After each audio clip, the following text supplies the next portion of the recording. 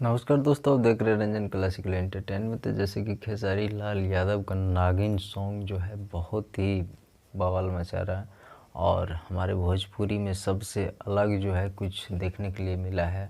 और श्वेता शर्मा जो है बहुत ही इसमें अच्छा डांस दिखाया है और बहुत ही अच्छा लगा दर्शक को। और 17 घंटे में 2 नंबर ट्रेंडिंग में अभी ये गाना चल रहा है और आशा करते हैं कि एक मतलब 20-22 घंटे में जो है 1 नंबर पे चले जाएगा गाना। और बहुत ही अच्छा लगा ये देखने के लिए। और हमारे डूबते हुए जो है भोजपुरी को फिर से हमारे खेसारी लाल यादव ने लाया है, तो बहुत ही खुशी की बात है। जैसे कि फरिश्ता मूवी हो गया, संघर्ष 2 हो गया, अभी अभी नागिन सॉन्ग आ गया। तो ऐसे ऐसे प्रोजेक्ट आते रहता है और कुछ अच्छा देखने के लिए मिलता है, तो हमारे भोजपुरी में बहुत ही ज़्यादा ग्रो होता है और बहुत ही खुशी मिलता है, हम सबको मिलता है।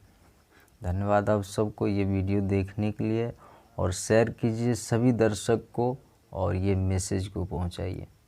धन्यवाद।